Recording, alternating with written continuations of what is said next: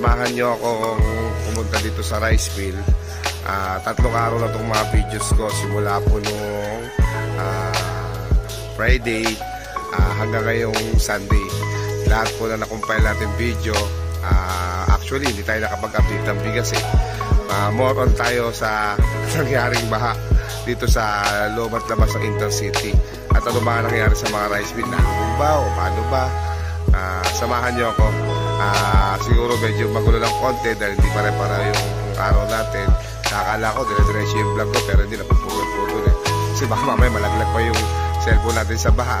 Ngayon ito lang yung ginagamit natin pang vlog. Wala tayong pampagawa siya pamalit. So samahan nyo na lang ako. Tignan nyo na lang kung ano yung mga ginawa ko sa rice mill nung sa loob ng 3 araw na walang tigil na pag-ulan at tigil na pagbaha. So, samahan nyo ako.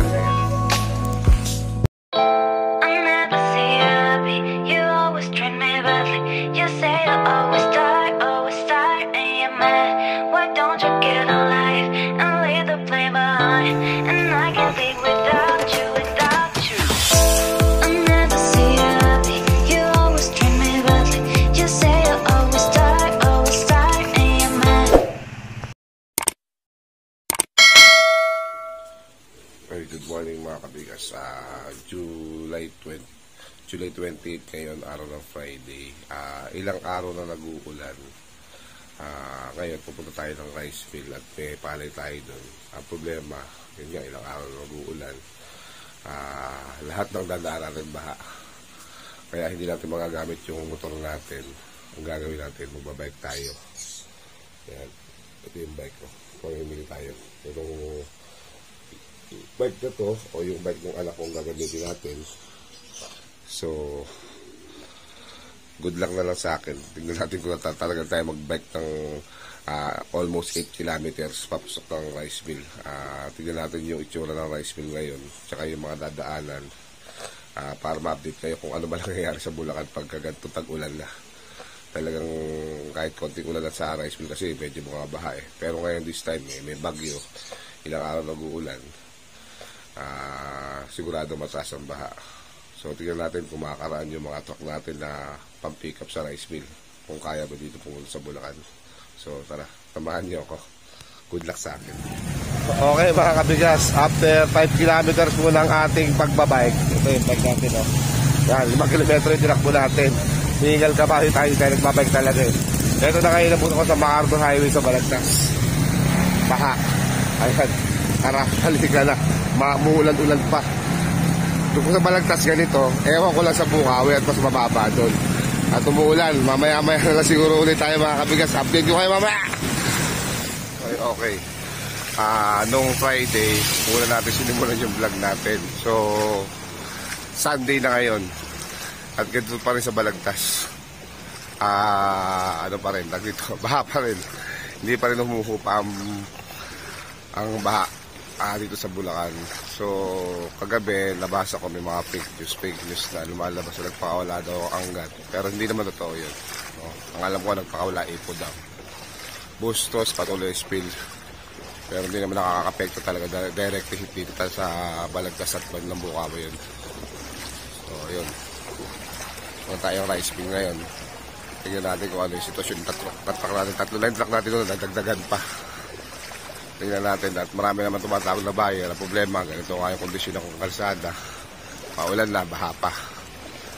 So, tingnan natin kung ano mangyayari mamaya. Bisitahin natin yung mga biyahero natin kung okay pa ba sila doon. Dahil kahapon, hindi tayo nakapunta Halika, sabahan nyo.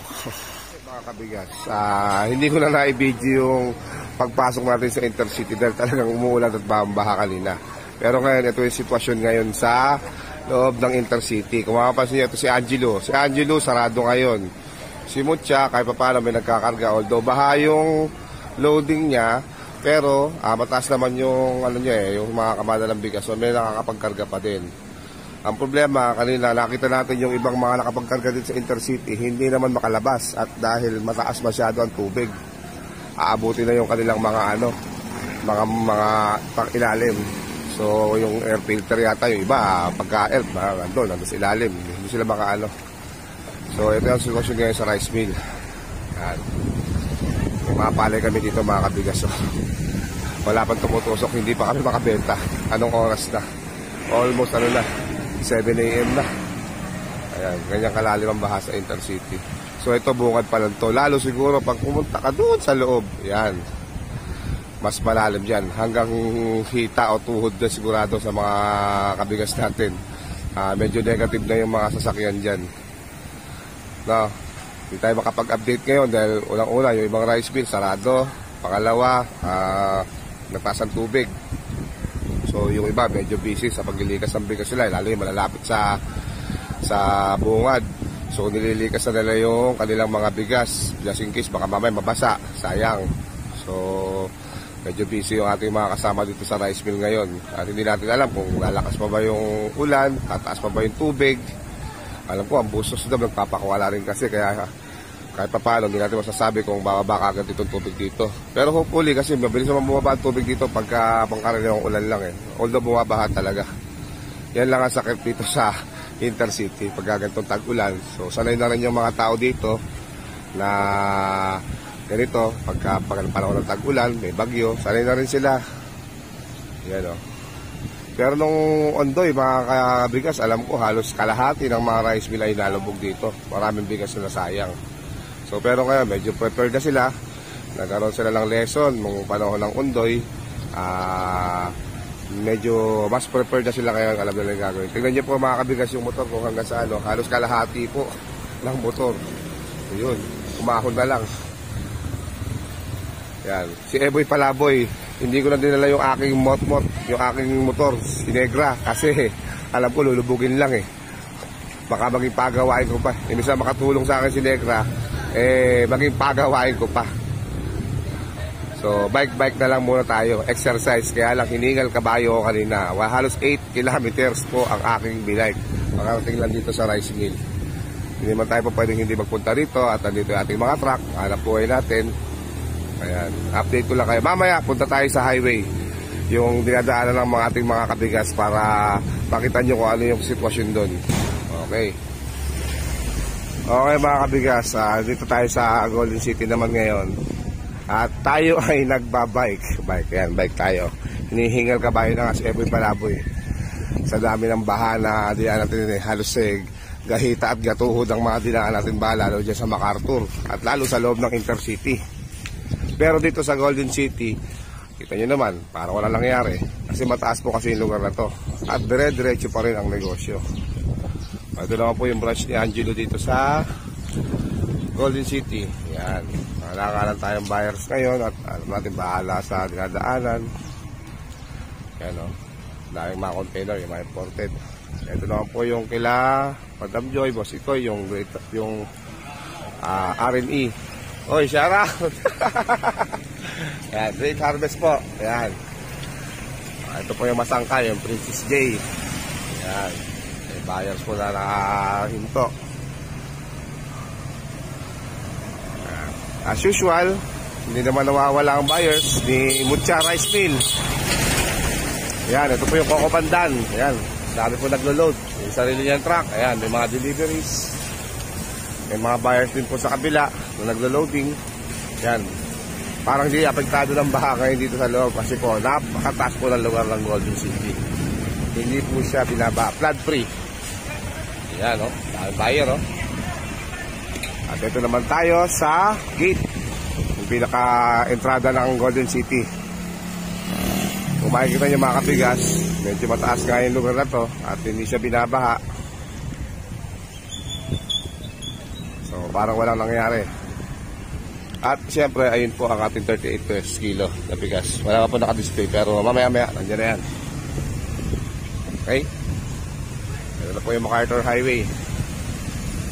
So walang baha maliban dito sa maliit na to. Yan. Ito pa yung papuntang Bukawe, may Kawayan. At syempre ito na po ang pinakaabangan nating baha. Ito na po ang Intercity. Yan.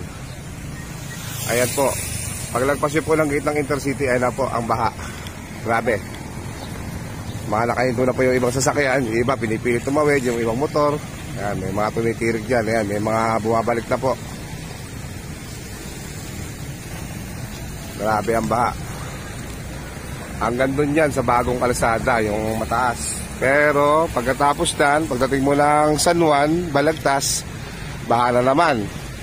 Tapos after po ng tuloy ng Balagtas, dun sa mismong palengke, baha na naman. Hanggang sa makarating ka ng Giginto, may bago na naman pong baha doon sa may munisipyo ng Giginto. So medyo mataas po talaga ang tubig dahil po, ang alam ko, nagpakawala din ng Bustos Dam. Saka masyadong malakas ang ulan kagabi. Grabe. Ito na po yung gate ng Intercity. Malaglag yung cellphone natin, mga kabigas. Wala tayong dalang stick. Pero may mga buyers pa rin naman po, kahit sabihin natin ganitong maulan, baha, may mga buyers pa rin po na pumapasok dahil kailangan natin. Necessity po kasi ang bigas eh. Okay, shoutout po sa mga kasama natin, yung mga security forces natin. Good morning. Okay, good morning. Kamusta ba? Ito, okay na, pababa na ng bagya. Magkape kayo ha, baka din lamigin. Yun! Yun. Yung mga gwardiya rito sa Intercity at sa Golden City, makakilala na tayo. Yan. Ibabay ko kayo sa loob ng Intercity. Ayun mga kabigas, nandito na tayo sa Golden City ngayon. Kung sa Intercity baha, dito sa Golden City, yan. Walang baha. Parang walang nangyayari. So, swerte rin yung mga rice mill dito kasi dahil sa hindi makapasok yung ibang buyers natin sa Intercity, dito sila nagda-divert sa Golden. Yan. So, kung makikita nyo, ito yung Flying Horse to Taiwan. Yan, may buyer na naman sila. Kanina pa maraming buyer dito. Kahit kung konti na yung bigas sila, may buyer. Ito, tulad kay RMT. Si RMT may buyer din, may nagkakarga. Halos karamihan dito sa Golden, may mga buyers na pupunta talaga. Lalo yung rice mill ni Mucha at ni Mucha. Ang daming buyers ngayon doon. Kasi yung mga iba nagkakarga doon sa branch nila sa loob ng Intercity, dito na nagkakarga. Yun. So, kaya kahit pa paano, mayroon ding magandang epekto sa ibang rice mill yung ganitong pagkakabaha. Pero sa iba, syempre hindi. Yan. Next week, ibablog natin itong Flying Horse para sa price update naman nila. So, abangan nyo. Dito rin ako nagbababa ng palay ngayon. Ayun. Ito yung aking palay. Oh. Ayun. Malapit nang matapos. Ayun yung truck. Ayan. Pinakabaan namin ngayon is yung long pin. Galing Nueva Ecija. Stock ko ng March. Yan. Pinakabaan na namin siya ngayon. Tama nagtatanong ng presyo ng palay. Medyo mataas na po talaga ang palay ngayon. Ito pong binababa namin sa palay sa presyo is 29.50. Variety po siya ng long pin. Yan, ganyan na po kataas ang palay ngayon. Wala na rin magawa yung mga ating mga biyahero dahil dito po talaga ang lumalakad na takalan o pagkuha ng palay sa mga bodega dahil stock ng mga ating mga magpapalay dun sa Nueva Ecija. Okay, dito tayo sa Flying Horse kay Ate Shell. Ate Shell, good morning. Morning. Hindi na natin titignan yung ibang bigas mo ngayon. Alam ko naman na sold out kagad yan eh. Wala akong bigas, nagbibenta akong bigas ng iba. Bali bigas ng mga ibang miner ang bigas mo. Ang tanong ko sa'yo, magkano to sa'yo ang pinakamataas at pinakamababang bigas sa Flying Horse ngayon? Para... Ang pinakamababa po dito kahapon 1,050. 1,080, 1,100 na ang presyo namin ngayon. Okay, mga kabigas ha. So, yun ang presyo ngayon. Yun talaga yung lumalakad kahit sa ibang rice mill, ano? Oo, ganun ang kalakaran, mababa. Hindi pa katulundaan, 1,050. 1,050, hindi pa ganun kaganda. Pero pag kayo maganda yung mga super t-shell, magkano na lumalakad ngayon? 1,080, 1,1. 1,080, 1,1 na po lumalakad mga kabigas. So, next week mga kabigas, pag nakagiling na sila kasi, nakita nyo naman, halos walang palay. Pero alam ko tatakbo sila bukas, yung makina magpapaandar bukas, gigiling yan. Mag-update tayo as soon as possible. Yan si Ate Shell, may palay na gigilingan yan. Opo, ang palay po ngayon puro 29, 29.50. Kaya expect nyo po ang bigas 1,100 na. At magte-30 pa sigurado, gantong bumagyo. Yes. Okay, so mga kabigas ha. Ate Shell, thank you. Okay mga kabigas, nakita nyo kung ano yung mga pinagdaanan natin pagpunta at saka pag-uwi dito sa Intercity. So sa mga kabigas naman natin na nagtatanong kung possible po ba ang pagpunta dito sa Intercity or sa Golden City, yes or no? Yes, bakit? Ang Golden City po hindi po binabaha. Ang intercity po, may mga lugar po na tulad ng gate 1, huwag lang kayo pupunta sa pinakadulo, makakaraan po kayo dyan. Dito mo lang po sa may labas sa intercity, baha nga po, pero as of now, Sunday po, nakakaraan na po yung medyo mga truck natin na panghakot ng bigas. Huwag lang po yung mababa tulad ng motor at saka tricycle. So nakakaraan na rin po dyan. Papuntang Manila naman po, yes po, NLEX po, passable na po yan, makakaraan na po yung ating mga sasakyan po. If you're going to Manila, makakaraan na rin po sa mga kabigas. So, pwede na po. Handa naman po yung ating mga dealers na kumukuha kayo ng bigas. May mga lugar lang po talaga sa loob ng intercity, yung mga pinakagitna. Tulad po nung panggitin na po natin yung banda siguro po ng Maunlad, bandang Paises, yan po yung mga lugar po. Basta yung around area po na yan ay hindi tayo makakakuha ng bigas at talagang lulubog po yung masasakyan natin. Pero beyond that, yung ibang rice mill po, San Pedro Uno, nakita ko bukas, RMR, Bicar Gem, yan po, ASP, bukas po yan. Nandyan po, alam po si G4, bukas yung si G4, yan. Dito sa Golden City, alam problema, lahat po ng rice mill bukas. May mga bigas po sila na may bibigay po sa inyo kung sakali kailangan nyo. Pwede po tayo mag-pick up dito. Okay po. Next week po, yung next update natin, susubukan na po natin mag-update ng mga bigas. Pasensya nyo naman, medyo matagal-tagal at busy tayo sa palay, ganito pa bumagyo. Kaya masahan nyo po na nandito si Evan Palaboy, i-update kayo lagi sa presyo ng bigas natin at sa nangyayari dito sa rice mill sa Bulacan. Kaya salamat po, like, share, subscribe lagi. Salamat po mga kabigas. Thank you.